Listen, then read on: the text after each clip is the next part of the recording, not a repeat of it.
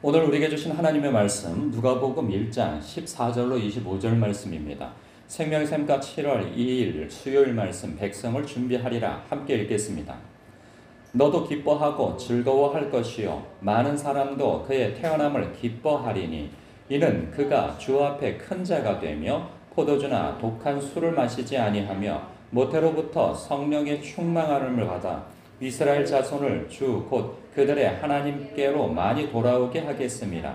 그가 또 엘리야의 심령과 능력으로 주 앞에 먼저 와서 아버지의 마음을 자식에게 거스르는 자를 의인의 슬기에 돌아오게 하고 주를 위하여 세운 백성을 준비하리라. 사가랴가 천사에게 이르되 내가 이것을 어떻게 알리요? 내가 늙고 아내도 나이가 많으니이다. 천사가 대답하여 이르되 나는 하나님 앞에 서 있는 가브리엘이라. 이 좋은 소식을 전하여 내게 말하라고 보내심을 받았노라. 보라, 이 일이 되는 날까지 내가 말 못하는 자가 되어 능히 말을 못하리니 이는 내가 내 말을 믿지 아니함이거니와 때가 이르면 내 말이 이루어지리라 하더라. 백성들이 사가랴를 기다리며 그가 성전 안에서 지체함을 이상히 여기더라.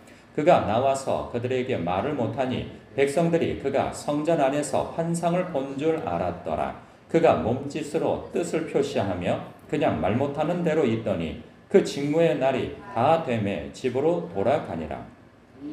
이후에 그의 아내 엘리사벳이 잉태하고 5달 동안 숨어 있으며 이르되 주께서 나를 돌보시는 날에 사람들 앞에서 내 부끄러움을 없게 하시려고 이렇게 행하심이라 하더라. 아멘.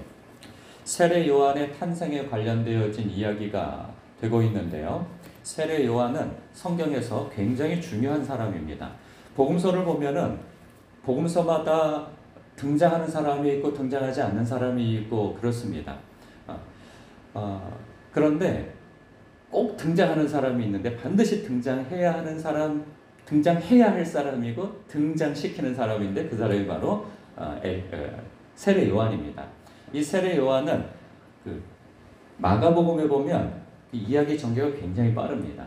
굉장히 빨라서 많은 것을 축약하고 넘어가고 막 그러는데 세례 요한만큼은 꼭 언급하고 넘어가요. 세례 요한이 왜 중요한가 하면 예언되어져 있는 사람인데 이 사람은 메시아보다 먼저 오실 분으로 예언이 되어져 있어요. 예를 들자면 말라기서 4장 제일 끝부분에 보면은 이렇게 예언되어져 있어요. 보라, 여호와의 크고 두려운 날이 이르기 전에 내가 선지자 엘리야를 너희에게 보내리니 그가 아버지의 마음을 자녀에게로 돌이키게 하고 자녀들의 마음을 그들의 아버지에게로 돌이키게 하리라. 돌이키지 아니하면 두렵건대 내가 와서 저주로 그 땅을 칠까 하노라. 그러죠. 그러니까 크고 두려운 날, 즉 종말이 오기 이전에 먼저 올 자가 있다는 거죠. 근데 예수님이 오시는 때부터 예수님이 재림하시는 날까지가 종말입니다. 종말로 보고 있어요. 그때 예수님께서 오시기에 앞서서 반드시 그의 길을 예비할 자가 와야 하는데 그가 바로 세례 요한이라 말이죠. 그래서 17절을 보면 그가 또 엘리야의 심령과 능력으로 주 앞에 먼저 와서 아버지의 마음을 자식에게 거스르는 자를 의인의 슬기에 돌아오게 하고 주를 위하여 세운 백성을 준비하리라. 바로 이 사람인 거죠. 천사가 그 세례 요한을 향하여서 바로 말라기서에서 예언되어져 있는 그가 바로 이 사람이다라고 딱 짚어서 이야기를 해주는 거예요. 그리고 또 모세가 자신이 죽기에 앞서서 신명기 18장에 너희 형제 가운데에서 나와 같은 선지자가 오실 것이다 라고 하는 그 예언도 해주었단 말이죠. 그래서 세례 요한이 등장하여서 성장해서죠. 그래서 회개의 말씀을 선포하고 사람들에게 세례를 베풀 때 바리새인들이나 서기관들이 와서 물었던 것이죠. 당신이 우리가 기다려야 할 그 사람이냐? 당신이 엘리야냐? 혹은 그 선지자냐?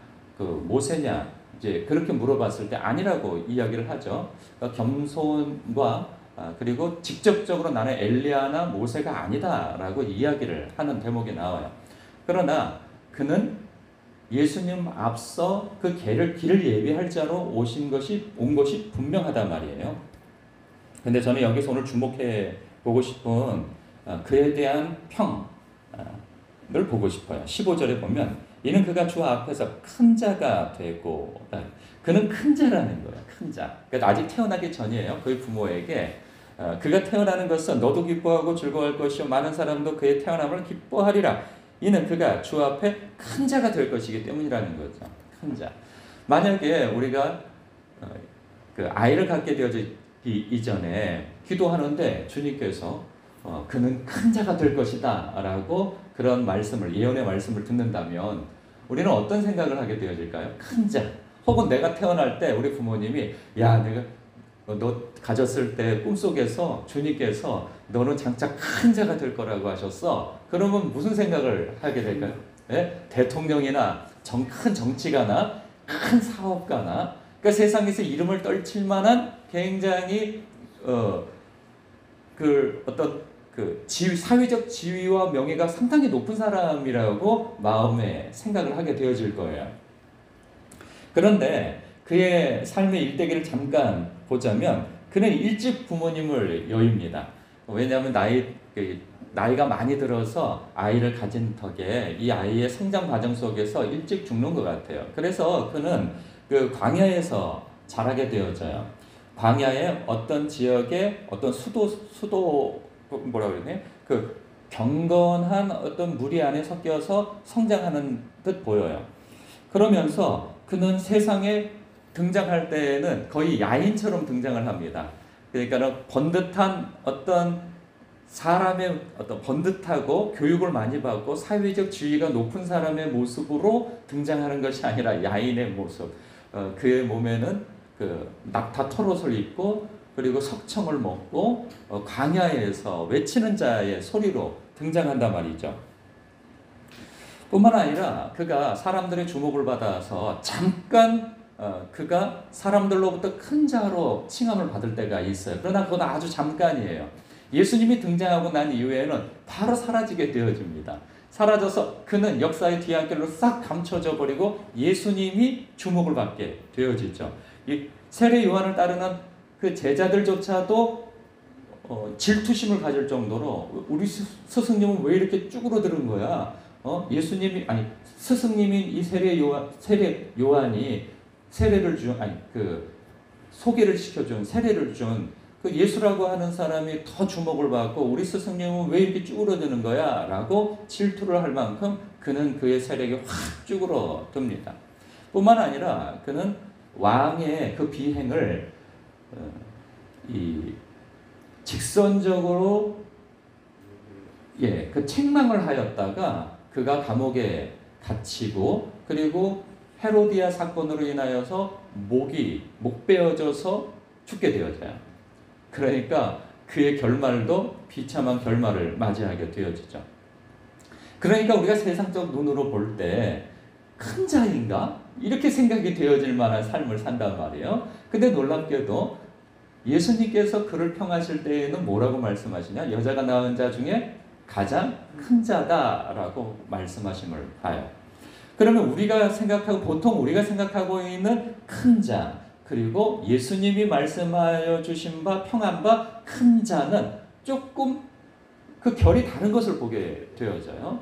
그랬을 때 저는 여기서 묵상하고 싶은 것은 무엇이냐면 세상에서 내가 큰 자가 아닐 수 있어요. 이제는 나이도 먹고 은퇴도 하고 사회적 지위도 없고 이러한 때에 모아둔 재산도 크게 없고 누가 알아주는 사람도 없어요. 그래서 나는 세상에서 이제 사라지는 사람인가? 나는 별 볼 일 없는 사람인가? 내 인생을 돌아보도 그렇게 큰 족적을 남긴 바도 없어요. 그랬을 때 세상과 비교할 때 한없이 쭈그러들고 그리고 별 볼 일 없어 보여서 자책감이 들 수도 있단 말이죠. 나는 도대체 뭐하고 살았지? 나는 내 인생은 뭐지? 라고 생각할 때 그러면 이것은 세상과 나를 비교하여서 하는 생각과 누가 나한테 뭐라고 하지 않아도 내 스스로에 갖는 낮은 자존감 속에서 스스로를 그렇게 평할 수도 있어요. 그러나 하나님의 시각에서도 그렇게 별 볼 일 없는 사람인가? 그렇지 않다는 거죠. 하나님의 시각에서는 너는 나의 큰 자다. 너는 나의 쓸모다. 나는 쓸모없다고 생각하는 그러한 사람인데 주님께서 우리를 향하여서 보실 때 너는 큰 자다. 너는 나의 쓸모다. 이리 말씀하신다는 사실이에요. 왜? 우리는 예수 그리스도 안에서 그리스도로 옷 입은 자이며 하나님의 거룩한 백성이요 자녀이고, 그리고 우리가 존재하는 목적은 하나님께 영광을 돌리기 위한 그런 삶을 살기 위함으로 우리는 부름받았어요. 그래서 나의 삶 속에서 비록 내가 큰 어떤 족적을 남길 만한 그러한 업적을 쌓을 정도의 일이나 그 위치에 있지 않아도 내가 머문 그 자리에서 하나님을 경외하고 주의 말씀을 쫓아 작은 일에도 순종하려고 하는 그런 마음과 하나님의 영광을 위한 그러한 태도를 가지고 있다면 우리는 주님 안에서 큰 자라는 거예요. 예수님, 세례 요한은 예수님이 오실 예수님을 예비하는 자로 서 있지만 우리는 다시 오실 예수님을 예비할 자들로 서 있단 말이죠. 그렇기 때문에 우리가 내가 왜 이 자리에 존재하는지를 알고 내 위에 주님이 계심을 알고 또한 다시 오실 주님을 예비하며 내 삶을 주 안에서 거룩하게 하나님의 말씀의 통치를 받으며 하나님이 기뻐하실 만한 그런 삶의 태도를 가지고 마음가짐을 가지고 오늘을 사는 여러분들은 하나님의 큰 자요 하나님의 쓸모라 하는 사실입니다. 그러니 세상이 나를 속일 때 그 소리에 귀 기울일 것이 아니고 또한 세상이 뭐라 하지 않는다 할지라도 내 스스로 내 마음속에서 일어나는 나는 쓸모없는 사람이야, 나는 그저 그런 사람이야, 나는 이제 아무짝에도 쓸모없는 그런 사람이라고 생각할 때 그것도 흘려내 버려야 돼요. 내가 들어야 할 그 소리와 음성은 무엇이냐? 하나님이 나를 어떻게 보시는가? 하나님이 나를 뭐라고 칭하시는가가 중요한 거예요. 사랑하는 성도 여러분, 여러분은 하나님의 쓸모요, 하나님의 큰 자입니다. 그렇게 생각하실 때 그것을 인정하셔야 돼요. 그래야 우리는 하나님의 영광을 위한 삶의 태도와 마음가짐과 행보를 행할 수 있다는 것입니다. 오늘도 하나님의 말씀을 내 발에 등삼고 내 길을 비추는 빛 삼아서 오늘도 하나님의 영광을 위한 순종의 삶을 살아내시길 주님의 이름으로 축복합니다. 기도하겠습니다.